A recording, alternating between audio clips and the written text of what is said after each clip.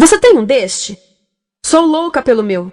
Na verdade, adoro todas as minhas coisas. Já se perguntou de onde vêm todas as coisas que compramos e para onde vão quando nos desfazemos delas? Não conseguia deixar de pensar nisso, por isso quis saber mais sobre o assunto. E os livros diziam que as coisas se deslocam ao longo de um sistema. Da extração, para a produção, para a distribuição, para o consumo e para o tratamento de lixo. Isso tudo se chama a economia de materiais. Bem, estudei um pouco mais. Eu passei 10 anos viajando pelo mundo, atrás de pistas de onde vêm as nossas coisas e para onde vão. E sabe o que eu descobri? Esta não é toda a história. Falta muita coisa nessa explicação. Em primeiro lugar, neste sistema parece que está tudo bem, sem problemas. Mas, na verdade, é um sistema em crise, porque trata-se de um sistema linear. E nós vivemos num planeta finito. E não se pode gerir um sistema linear num planeta finito, indefinidamente. Em todas as suas etapas, este sistema interage com o mundo real. A vida real não acontece numa página em branco. Interage com sociedades, culturas, economias, o ambiente. E durante as etapas, a vida vai se chocando contra seus limites. Limites que aqui não vemos porque o diagrama está incompleto. Então voltemos atrás para preencher alguns espaços e ver o que falta. Uma das coisas mais importantes em falta são as pessoas. Sim, pessoas. As pessoas vivem e trabalham em todas as etapas desse sistema, onde algumas são um pouco mais importantes que outras. Algumas têm maior poder de decisão. Quem são elas? Comecemos pelo governo. Meus amigos dizem que eu devia usar um tanque para simbolizar o governo. E isso é uma realidade em muitos países, e cada vez mais também no nosso. Afinal, mais de 50% dos nossos impostos vão para os militares. Mas vou usar uma pessoa para simbolizar o governo, porque acredito nos valores e na visão de que o governo deve ser das pessoas, pelas pessoas, para as pessoas. A função do governo é olhar por nós, cuidar de nós. Esse é o seu trabalho. Depois vem as corporações. O que leva as corporações a parecerem maiores que o governo é porque elas são maiores que o governo. Atualmente, entre as 100 maiores economias da Terra, 51 são corporações. À medida que as corporações foram crescendo, em tamanho e poder, assistimos a uma pequena mudança no governo, como se estivessem mais preocupados com o bem-estar deles do que com o nosso. Muito bem, então vejamos o que mais falta nessa imagem. Começaremos pela extração, que é uma palavra pomposa para exploração de recursos naturais, que por sua vez é uma palavra pomposa para destruir o planeta. A verdade é que cortamos as árvores, arrebentamos as montanhas para extrair os metais, consumimos toda a água e exterminamos os animais. Aqui enfrentamos o nosso primeiro limite. Estamos ficando sem recursos naturais. Estamos utilizando demasiados materiais. Sei que isto pode ser difícil de ouvir, mas é a verdade. Por isso temos que lidar com isso. Durante apenas as 3 últimas décadas, foram consumidos 33% dos recursos naturais do planeta. Desapareceram. Cortamos, minamos, perfuramos e destruímos o planeta tão depressa que estamos debilitando a capacidade do planeta para sustentar o nosso modo de vida. Onde eu vivo, nos Estados Unidos, resta-nos menos de 4% da nossa floresta original. 40% dos cursos de água estão impróprios para o consumo. E o nosso problema não é apenas estarmos utilizando demasiados recursos, mas o fato de estarmos utilizando mais do que a nossa parte. Temos 5% da população mundial, mas usamos 30% dos recursos mundiais. Se todos consumissem ao ritmo dos Estados Unidos, precisaríamos de 3 a 5 planetas. E sabem uma coisa? Só temos um. Então, a resposta do meu país a essa limitação é simplesmente ir tomar dos outros. Este é o terceiro mundo, que alguém dirá tratar-se apenas de uma expressão para designar o local para onde foram as nossas matérias-primas. E o que é que acontece?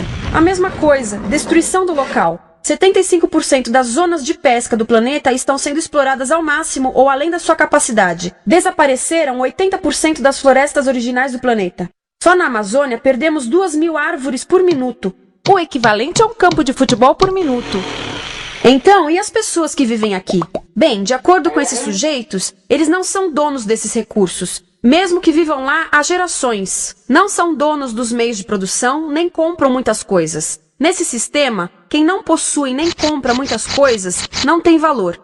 A seguir, as matérias-primas seguem para a produção, aonde utilizamos energia para misturar químicos tóxicos com recursos naturais para produzir produtos contaminados com tóxicos. Há atualmente no comércio mais de 100.000 químicos sintéticos. Apenas um punhado foi testado para avaliar o seu impacto na saúde, e nenhum foi testado em relação aos impactos sinérgicos na saúde, ou seja, a interação com todos os outros químicos aos quais estamos expostos diariamente.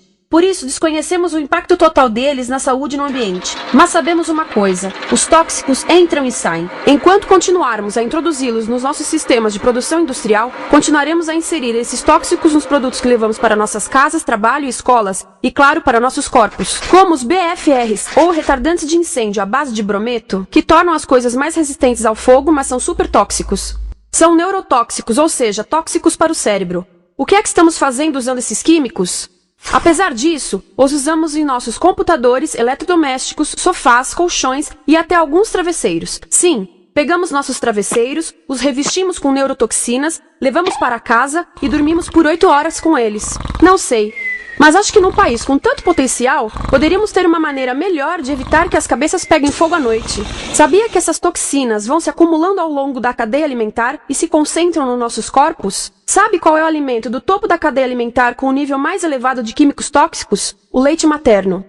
Isto significa que os menores membros das nossas sociedades, os nossos bebês, recebem as maiores doses de químicos tóxicos das suas vidas a partir do leite das suas mães.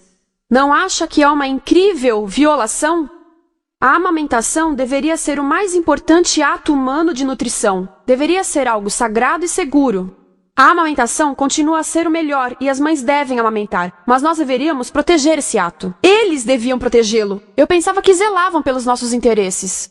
As pessoas que mais sofrem com esses produtos químicos são os trabalhadores das fábricas. Muitos são mulheres em idade reprodutiva, que trabalham com toxinas que afetam a gestação, carcinogênicos e muito mais. Agora eu pergunto, que tipo de mulher em idade reprodutiva trabalharia num emprego deste, exposta a estas toxinas, a não ser uma mulher sem outra alternativa? Essa é uma das maravilhas desse sistema. A erosão dos ecossistemas e economias locais aqui garante um fluxo constante de pessoas sem alternativas.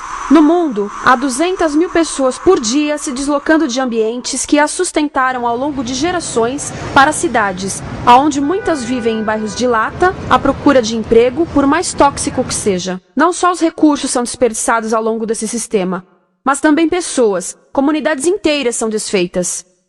Sim, as toxinas entram e saem. Muitas delas saem das fábricas em produtos, e muitas mais saem como subprodutos, ou poluição. E estamos falando de muita poluição. Nos Estados Unidos, as indústrias admitem liberar mais de 1.800.000 quilos de químicos tóxicos por ano. Deve ser muito mais, porque isso é o que eles admitem. Trata-se de outro limite, porque quem quer ver e respirar 1.800.000 quilos de químicos tóxicos por ano? Então o que eles fazem? Mudam as fábricas poluidoras para o estrangeiro, para poluir outros países. Mas, surpresa, grande parte dessa poluição volta para nós trazida pelo vento. E o que acontece depois de todos os recursos naturais serem transformados em produtos? Passam por aqui, para a distribuição, o que significa vender todo o lixo contaminado com toxinas o mais rápido possível.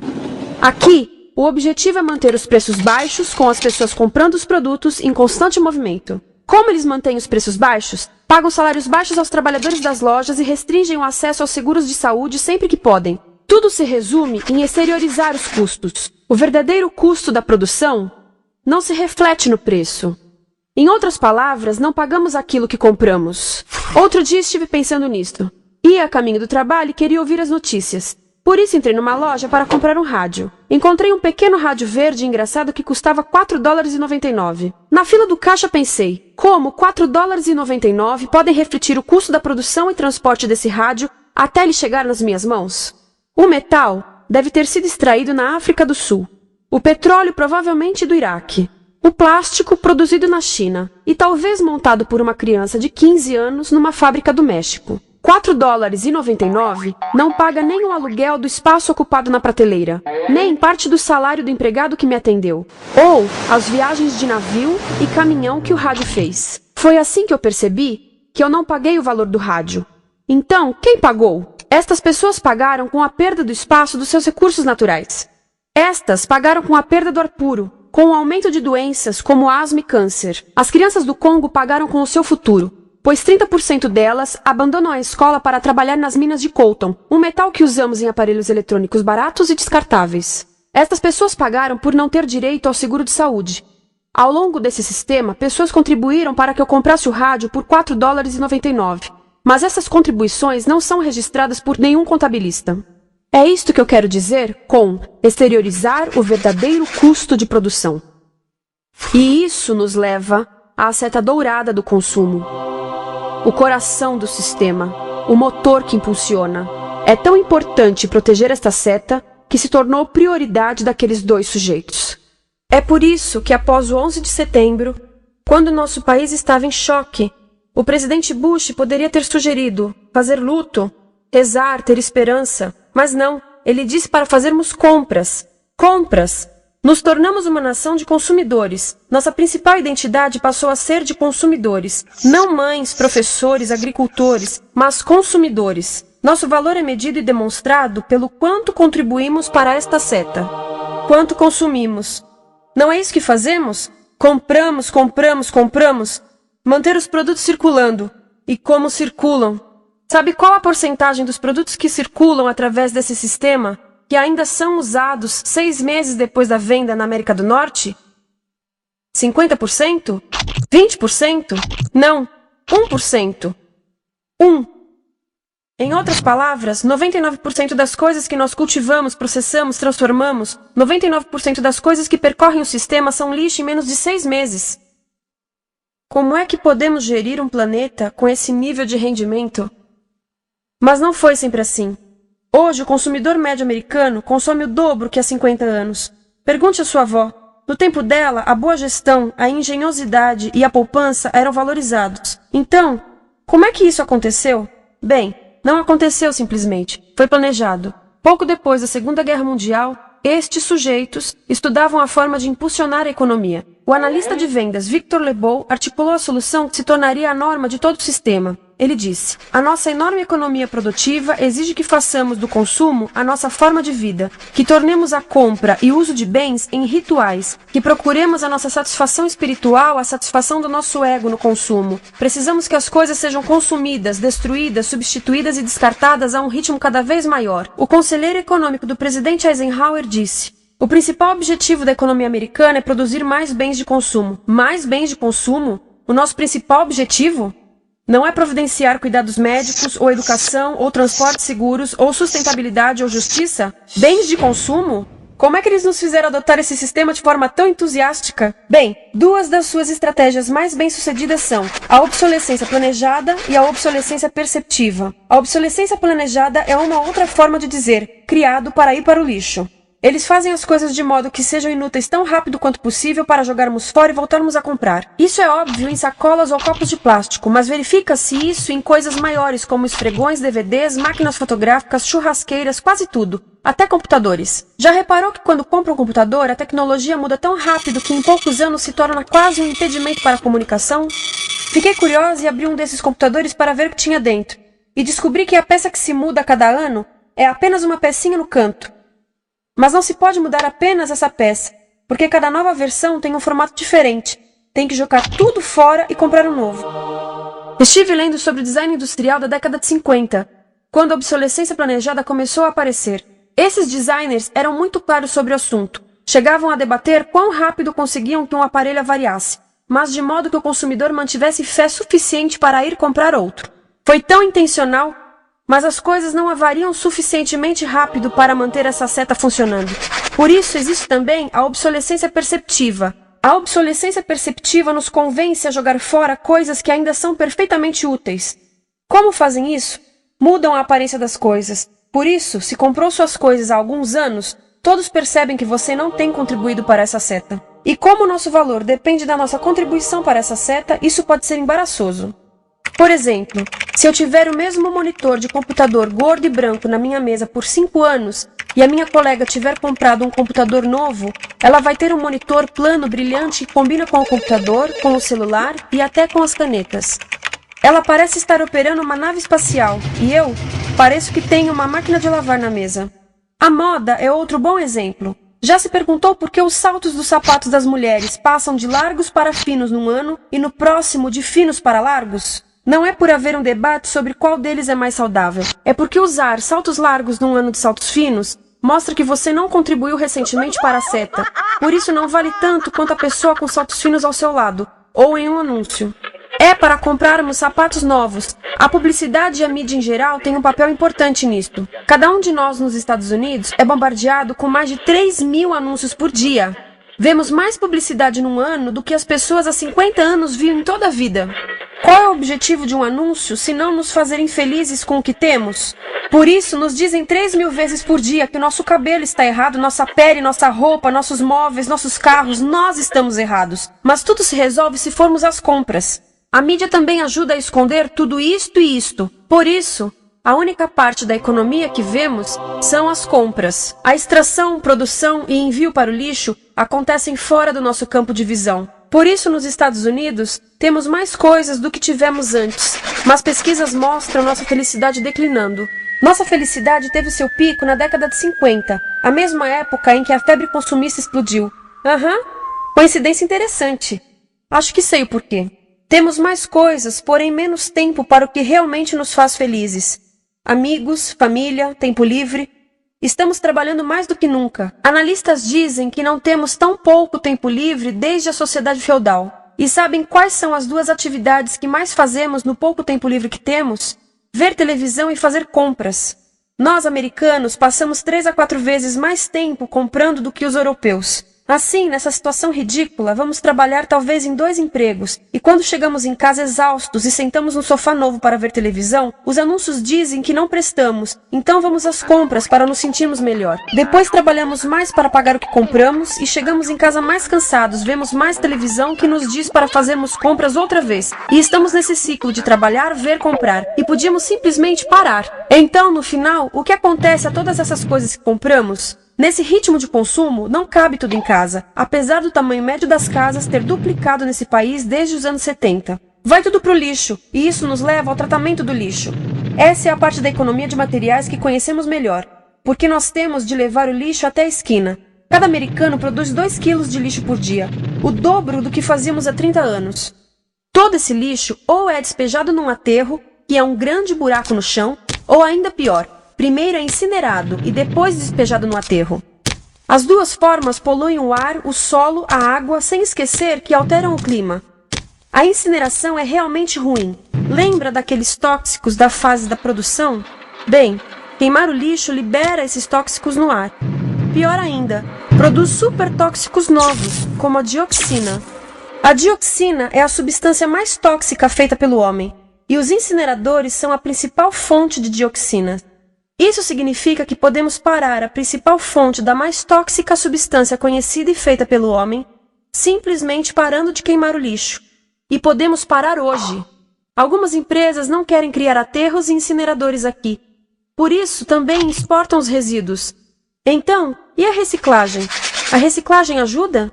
Sim, a reciclagem ajuda. Ela reduz o lixo nessa extremidade e depois reduz a pressão para minerar e colher mais nessa extremidade. Sim, todos devemos reciclar, mas reciclar não é o suficiente. Reciclar nunca será suficiente, por 2 razões. Primeiro, o lixo que vem das nossas casas é apenas a ponta do iceberg. Para cada saco de lixo que deixamos na esquina, 70 sacos de lixo são criados anteriormente, só para fazer o lixo desse saco que deixamos na esquina. Assim, mesmo que pudéssemos reciclar 100% do lixo das nossas casas, não se chegaria ao coração do problema. Além disso, grande parte do lixo não pode ser reciclado, ou porque contém demasiados tóxicos, ou porque é criado de início para não ser reciclável, como aquelas caixas de suco, que têm as camadas de metal, papel e plástico, todas coladas. Não dá para separar essas camadas para reciclá-las. Como se vê, é um sistema em crise. Por todo o percurso, estamos batendo em limites, do clima em mudança ao decréscimo da felicidade. Simplesmente não está funcionando. Mas a parte boa de um problema tão generalizado é haver tantos pontos de intervenção. Há pessoas trabalhando aqui salvando florestas, e aqui na produção limpa. Pessoas trabalhando em direitos do trabalho, em comércio justo, em consumo consciente, no bloqueio de aterros e incineradores. E muito importante, em recuperar o nosso governo, para que seja realmente pelas pessoas e para as pessoas. Todo esse trabalho é criticamente importante, mas as coisas vão realmente começar a se mover quando enxergarmos as ligações, quando enxergarmos o panorama geral. Quando as pessoas ao longo do sistema se unirem, poderemos reivindicar e transformar esse sistema linear em algo novo, um sistema que não desperdice recursos ou pessoas. Porque aquilo de que precisamos nos livrar é da antiga mentalidade de usar e jogar fora. Há uma nova escola de pensamento nesse assunto, e é baseada em sustentabilidade e equidade, química verde, 0 resíduos, produção em ciclo fechado, energia renovável, economias locais vivas, já está acontecendo. Há quem diga que é irrealista, idealista, que não pode acontecer. Mas eu digo que quem é irrealista são os que querem continuar pelo velho caminho. Isso é que é sonhar. Lembre-se que a velha forma não aconteceu por acaso. Não é como a gravidade que temos que conviver. As pessoas a criaram, e nós também somos pessoas. Por isso vamos criar algo novo.